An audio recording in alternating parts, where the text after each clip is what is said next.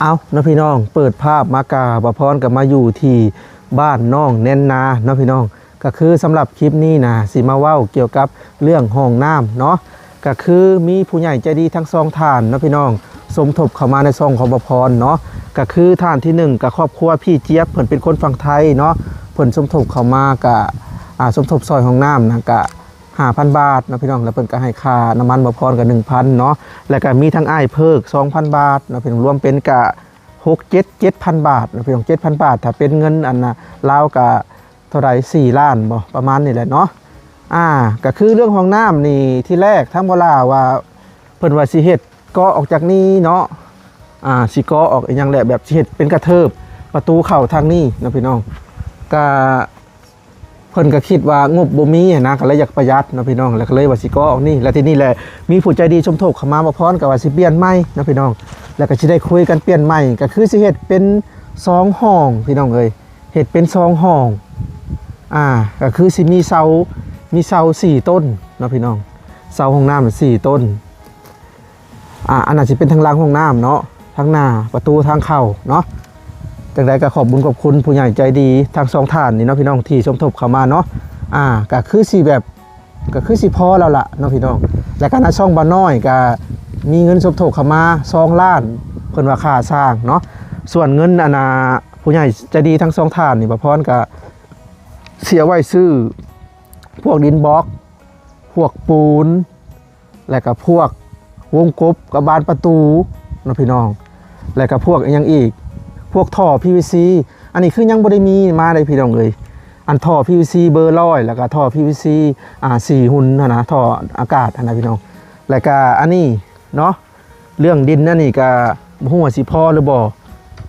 ถ้าบ่พอก็ต้องเอามาอีกนะพี่น้องเพราะว่าบ่พรคิดว่าบ่อยากพอเลยพี่น้องเพราะว่าเฮาสิได้เทพื้นขึ้นมานี่ประมาณ20 เซนเทพื้นห้องน้ำขึ้นมาและที่นี่สาบนอกสาบในเนาะพร้อมกับชีซื้อมาอีกเลยนะพี่น้องชีช่างมาอย่างละซ้ายอย่างละหลดน้อยเนาะ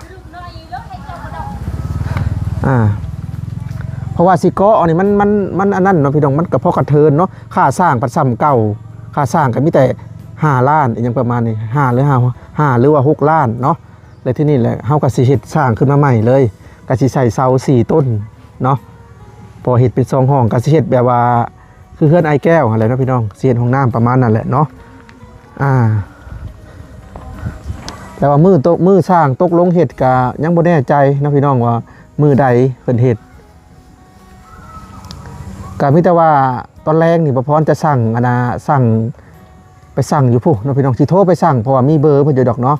อยู่บ้านน้องบัวลาวนะพี่น้องก็เคยสั่งเรื่อยๆอยู่อุปกรณ์ก่อสร้างนะกะสิสั่งเสา4 ต้นเสาห้องน้ำเนาะแล้วก็ปูนแดง5 ศอกปูนเขียว5 ศอกแล้วก็พวกท่อ PVC แล้วก็ดินบล็อกพี่น้องเพราะว่าอยากเฮ็ดให้2 ห้องเลยเนาะพี่น้องกระเทินแหละเพราะว่า2 ห้องนี่ก็ใส่งบบ่เปลืองปานใดดอกพี่น้องเพราะว่าเปลืองแค่ยังแค่สมมุติว่าเศษ2 ห้องเนาะกระสังกะสีก็แค่ 3-4 แผ่นขยับออกไปแล้วก็ดินบล็อกประมาณเท่าไรดินบล็อกกับประมาณจัก1 เมตรหรือ1 เมตรกว่าเองขยับออกไปแค่นั้นได้พี่น้องทีนึงนะคือค่าสร้างขาดโตไปแล้ว5 ล้าน6 ล้านอย่างประมาณนี้เนาะประมาณ5 ล้านนี่แหละคือว่าคุยกันแล้วแต่กับวงกบกับตายโตแล้ววงกบเขาก็ซื้อมา2 บานเนาะพร้อมประตูนะพี่น้องประตูใส่ประตูนี่สิใช้สังกะสีเอาอย่างประมาณนี้เนาะมันบ่ได้แตกต่างกันหลายพี่น้องเลยแค่ขยับออกน้อยนึงขยับอันมีอย่างก้อนดินบล็อกก่อมาหน่อยนึงเนาะแต่ที่นักก็คือขาสร้างนั่นแหละเอาเดี๋ยวมาสอบถามทางแม่น้องแนนนาก็สบายดี1 ข้าวบ่โดย1 ข้าวมื้อนี้สิมาแจ้งข่าวดีเด้อโดยเพราะว่ามีผู้ใจดี2 ท่านเพิ่นสมทบเข้ามาซอยห้องน้ำนั่นแหละโดยเพิ่นก็บอกว่าอยากซอยห้องน้ำเนาะครอบครัวพี่เจี๊ยบทางฝั่งไทย5,000 บาทแล้วก็อ้ายเพิกก็อยู่ทางฝั่งไทยคือกันเพิ่นก็2,000 บาทสมทบเข้ามาอยากให้ขอบคุณเพิ่นอีกครั้งแน่แม่คำตา ขอบบุญขอบคุณดิฉันก็ อันพี่เจี๊ยบ พี่เจี๊ยบ ทางฝั่งไทย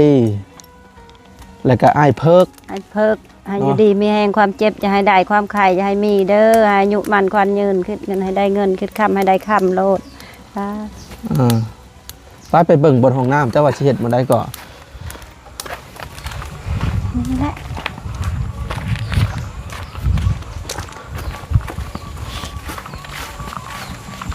มองนี่เนาะ มองนี่แหละ ส่วนท่อเก็บอุจจาระก็ย้ายมาข้างนี้ แม่น แต่สิเอาลงข้างนี้เลย โดยให้ระบายไปพุ่นเลย ท่ออันนั้นท่อน้ำเสียก็ปิ่นลงพุ่น แม่น แต่ว่าสร้างผู้ที่มาเฮ็ดก็คือเฮ็ดเฮือนนี่แหละนะพี่น้องแต่ว่าสร้างท่านนี่เพิ่นก็บ่ค่อยถนัดเรื่องปูนปานใดนะพี่น้องก็มีแต่ว่าจังได๋ล่ะก็ติดตามเบิ่งนํกันเนาะ มุงนี้แล้วบ่เฮาขุดค่ะ พี่ได้บนคุดอยู่พี่ อยู่พุ่นบ่ แต่ก็สิเฮ็ดขนาดอันน่ะ3คูณ3คูณ2 3คูณ2นี่แหละสิเฮ็ดนะห้องละ นี่เฮายับมา ห้องละเมตร50คูณ2เมตร ยับมาพี่นี่ ยับมาพี่แหละประมาณพี่แหละ มุงนี้โลดนี่ มุงนี้แหละ โน่นนี่แน่มุงนั้นพอดีขุดนี่มุงนี้ มุง เนาะ นี่แหละเหมาะสมแหละ มุงนี้แหละระบายไปพุ่น 3เมตรจะลองโยกไปดูแม่คำตาโยกไปผู้ ยกไปพุ่นบ่ เริ่มต้นจากนั้นแหละโยกใหญ่ๆจักหน้อยหนึง ยกบ่ใหญ่พุ่น 1 2 3ประมาณนั้นนี่ มุงนี้เลย จุดนี้5จุดนี้ อือ เพราะว่าห้องละเมตร50 แม่ หารครึ่งห้องละเมตร50ความยาวห้องกะ2เมตร3คูณ2เนาะสิเฮ็ดนะพี่น้อง นี่ นี่นะบ่อนนี่มันลุบนี่ นี่ ก็ต้อง นี่ มีบ่อละดินถมนี่ ไม่แหละ ต้องไปเอามา แม่นเฮา ถมพอสิความหมายว่าให้เทจากพื้นนี่ขึ้นมา แม่น 20เซนบ่ได้เฮ็ดลุบได้เพื่ออนาคตจะถม ดินถม อ่า ดินนี่อยากดินทรายถม ดินทรายคัก ดินทราย อันนี้แม่นแหละเอาในหัวโพนนั่นบ่ หัวโพนเขาขุดบ่ได้ค่ะว่ามันแค่ แข็งบ่ แม่น ถ้าว่าเอานั้นนี่ยังบ่ได้เนาะดินให้นาเพิ่นบ่ให้แล้วเนาะ นี่ค่ะเอาทางนอกนี่ อืม อันใดดินทางนอกอันได้ค่ะเอาก็ได้แล้วว่าดินอันนี้ฮะ ดินทรายแห้งแจ่บดี แม่นนี่ในโน่นนี่ได้อยู่ดอกเขาขุดไปแบบคือขุด แต่ว่าหินกับ ไล่ ทรายนี่บ่พอดอกพี่น้องเอ้ยพอเฮาเทพื้นนี่ก็เบิดแล้วหินกับทรายนี่ จักเขาเอาในใส่หินนี่เนาะ ดูดมาจากแม่น้ำคลองพุ่นเลย บ่สายนี่ด่ะ ทรายก็คือกันทรายแม่น้ำคลองแม่ อันนี้นะ น้ำโขง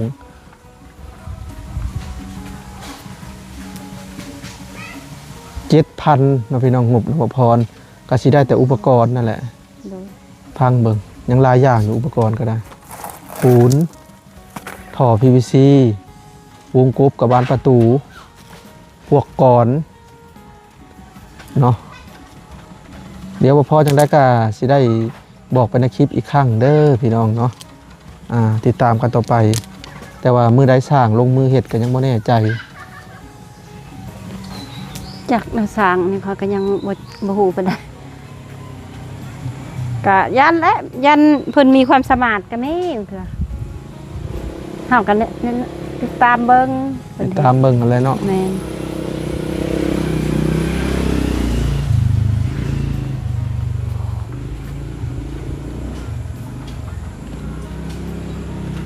ติดตามเพิ่นเฮ็ดต้องไปนึ่งข้าวอีกว่าจุหาหน่อไม้หั่นเนาะ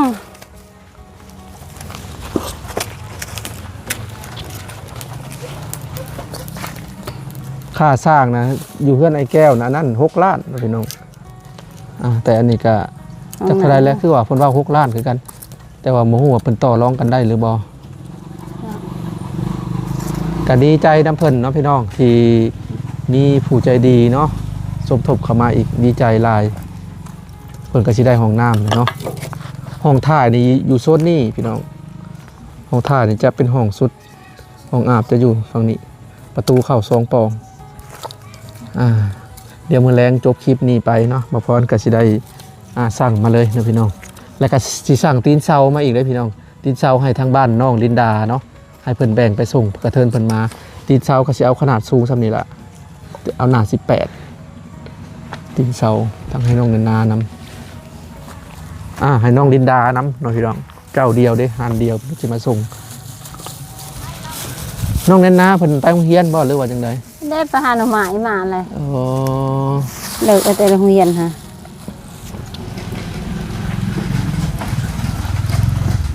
เด็กมาแล้วดิทำไมได้เมนูยังกินแรงเจ้ามื้อนี้เฮ็ดนั่นเด้เฮ็ดบ่เฮ็ดดินเฮ็ดหญ้าเนาะเฮ็ดดิน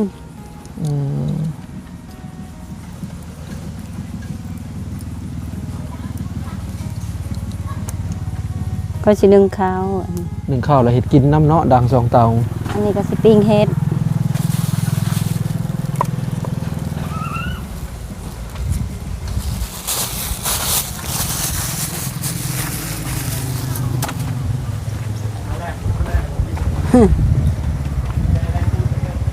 ไปใช้แม่คำตาเอาพื้น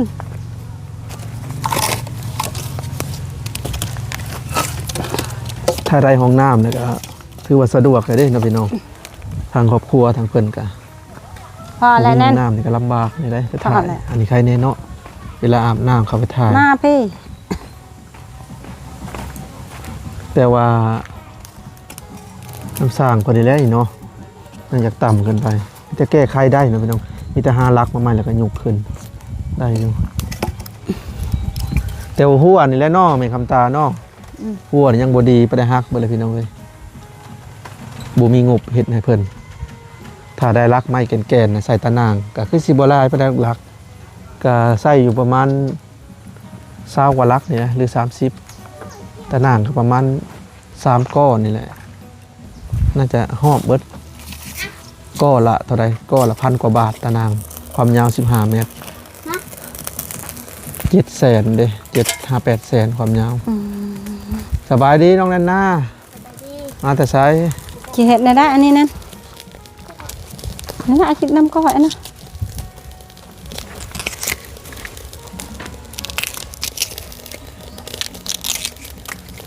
น้ำไม้ย้ำนี่บ่ค่อยใหญ่ดอกเนาะบ่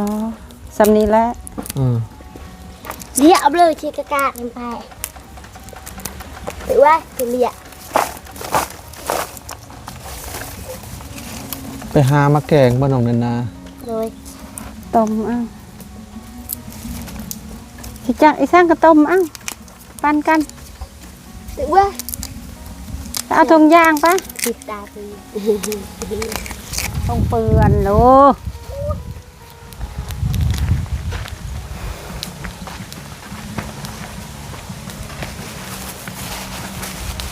แต่การเรื่องพื้นเฮือนของเพิ่นนี่เนาะพี่น้องกาบะพรก็ได้ยินแววๆเนาะว่าคือจังหวะมีทางแม่ตู้บ่เนาะแม่ตู้อยู่ทาง UNA เนาะเพิ่นก็ว่าคิดซื่อๆได้พี่น้องเลยเพิ่นคิดว่าอยากลาดพื้นให้เพิ่นถ้าไม่ได้ลาดพื้นนี่โอ้สะอาดคักเรียนเพิ่นลาดขึ้นจักอย่างบ่ได้จัก15 เซนเขาบอกเขาไม่ได้20 เซนนี่คักแล้วเจ้าก็อยากลาดบ่ตลาดเลยตามได้ก็เอาลูกเอ้ยบ่ได้ก็ได้มันบ่ได้จะลาดพื้นจัก15 เซนนี่คักแล้วสีสะอาดขึ้น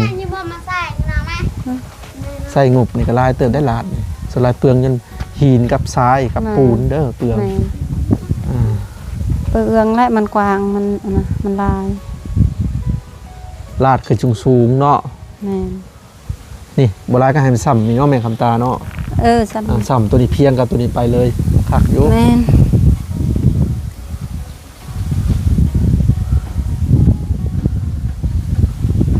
ในอนาคตทาวราชพื้นแล้วก่ออีกห้องหนึ่งก็ยังได้นะพี่น้องสมมติว่านอนข้างล่างก็ดีก่อห้องนะไม่ก่อเบืองนั้นก็ได้เลยกสิลาดขลาดอีพีแล้วนะพี่น้องลาดหอบเบิดแล้วปุ๊บลาดห้องนี่ลาดกันเปื้อนอันนี้ก็ได้ยินแววๆทั้งแม่ตู้เนาะเพิ่นก็ชื่อเนาะพี่น้องเพิ่นก็ยังบ่ทันได้ตกลงก็สิเห็นในคลิปเนาะ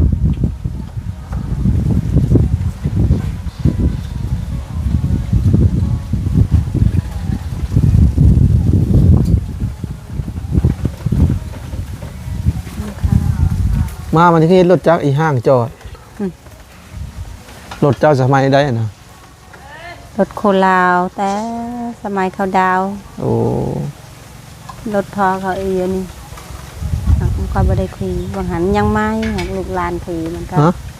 บางหันก็ยังไม่หักลูกหลานผีมันก็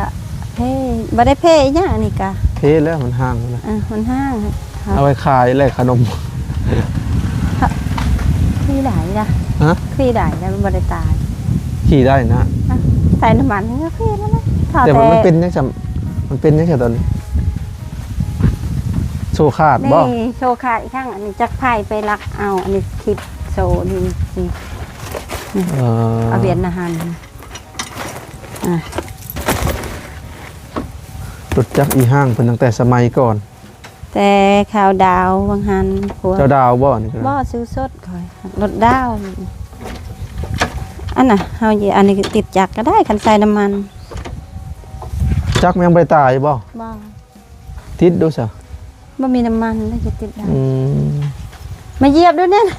คอยนักคอยเป็นเขาบ่ได้เป็นขับรถได้ แม่นนะ คันว่าคอยเป็นให้จักรมุนแล้วคอยอันนี้คือข้าวคุยแบบข้าวออกนี่โกบข้าวออกหมด เอ นี่ อ มันแม่นว่ามันตายสร้างกับเขาแกะออกหมดไม่ได้คุยนั้นก็ยังนอน แต่เจ้ายังคบกับผัวคนแรกครับบ่ แมน เพิ่นยังบ่ได้เสียบ่ โดย อืม ขอยเอามาแตะพูนก็ไม้ครบหมดแล้วก็เพิ่นนั่นก็เอาหน่อยนึงพอดีก็เอาหน่อยนึง เอามาแต่บ้านผัวเพิ่นพุ่นแหละเนาะ แมน อืม แต่ก็มันแตกเฮ็ดได้เข้าไปเฮ็ดบ่จัก ยังบ่เคยมั่างจักบ่จักนี่ บ่ บ่เคยผ่าจักบ่จัก มันหลายปีเลยปะนะคะ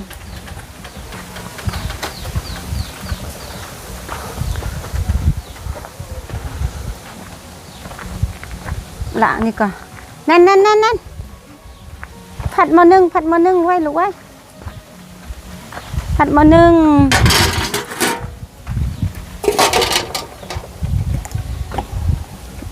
เจ็บแอวมันต่ำโพด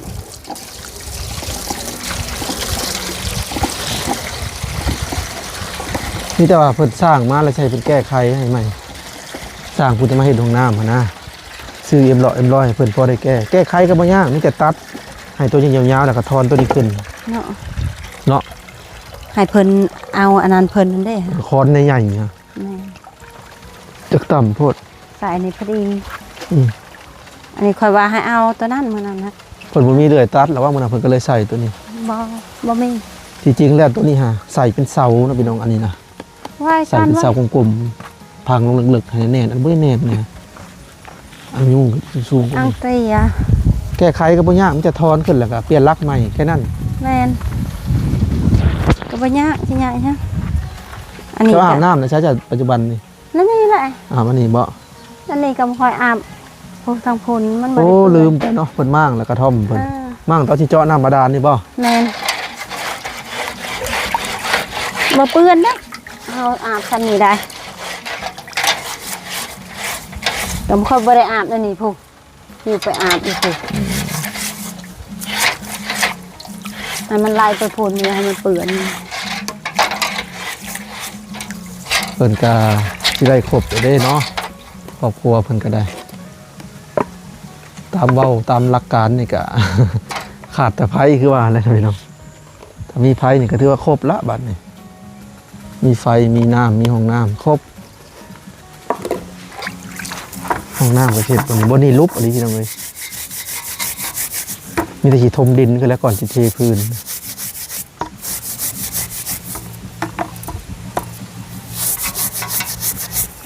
แล้วบ่แล้วบัดนี้เนาะเสาให้เสานายังบ่ผูกบ่แล้วยังอยู่บ่แม่คำตาผูกบ่แล้วนะ ฮะ ผูกบ่แล้วนะบ้านเจ้ายังอยู่บ่ บอมแล้วหมดแล้ว แล้วบ่แล้วนาน โดย เป็นได้ได้ยังไง สาวบงสาวบ้านก็คือสิพากันดีใจครับอาจจะยังกันยังน้อยนิดเท่างั้นนั่นแหละเนาะปล่อยงัวปล่อยควายกันแล้วพี่น้องบัดนี้เนี่ยพากันแล้วให้แล้วนาหมดแล้วเข้าไปนอนบ้านหมดแล้วทึ่นๆอยู่บ้านหมดแล้วเนาะยามหนาวทึ่นๆอยู่นะส บายแล้วบัดนี้โอเคเนาะพี่น้องสำหรับคลิปนี้กับบ่มีหยังหลายเนาะก็คือได้มาแจ้งข่าวดีการสมทบของน้ำก็ว่าได้เนาะก็คือมีผู้ใหญ่ใจดีทั้งสองทานที่ว่าพรไปในคลิปแหละเนาะเพิ่นก็สมทบเข้ามาเนาะแล้วก็ไม่แต่ว่าจบคลิปนี้ไปบ่พรก็สิได้สั่งเนาะได้สั่งอุปกรณ์มาเพิ่มเพราะว่าตอนนี้ยังขาดก็คือท่อ PVC ของท่อ PVC ร้อยแล้วก็อันท่อ PVC ตัว4หุ่น 1.1/2นะพี่น้องยังบ่ทันมีเดี๋ยวตัวนี้แล้วก็ปูนเนาะทางไอ้เพิกเพิ่นว่าซื้อปูนเด้อเพิ่นว่าปูนนี่ประพรนี่สิเอาอย่างละ5 สอบแดง5เขียว5เนาะแดงที่เทพื้นส่วนพวกเขียวนี่จะเอาไว้ก่อกับสาบนะพี่น้องแล้วกันนี้แหละหินกับทรายนี่ก็ได้สั่งเพิ่นมาเพิ่มแล้วนี่พี่น้องบ่พอดอกสำนี้หินกับทรายต้องอย่างละครึ่งรถเนาะอย่างละครึ่งรถน้อยก็สิซื้อจนเบิดเงินเลยพ่อถ้าบ่พอจังได๋ก็สิแจ้งไปในคลิปเนาะรายการอันนี้รายการวงกบกับบานประตูนั่นแหละบานประตูนี่สิใส่ไปสังกะสีเอาเนาะมันจังเบานะพี่น้องนี่ก็ว่ามือแรงสิโทรไปแล้วก็มือใดเพิ่นมาส่งก็สิได้เห็นเนาะพี่น้องในคลิปเนาะ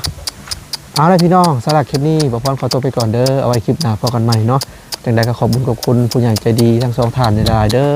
ที่สมทบเข้ามาเห็นห้องน้ำเนาะขอบบุญขอบคุณทุกคนแหละที่เคยสอยเหลือครอบครัวเพิ่นนะพี่น้องขอบคุณหลายๆเนาะซึ่งทางทีมงานเขาก็ดีใจนำที่เพิ่นได้ห้องน้ำเลยนะพี่น้องถือว่าสุดยอดละวันนี้สะดวกสบายต่อไปก็ขาดแต่ไฟนี่เนาะขาไฟนี่ก็ผู้แหละนิ่งมันจะปลูก10 กว่าล้านขาไฟนะพี่น้องถ้าได้ไฟฟ้านี่คือโอ้ยสะดวกสบายเลยเฮือนซานเพิ่นได้ไฟฟ้าแล้วก็ได้ใดนี่ใส่ใดเอาพี่น้องไปก่อนเด้อบัดนี้เด้อ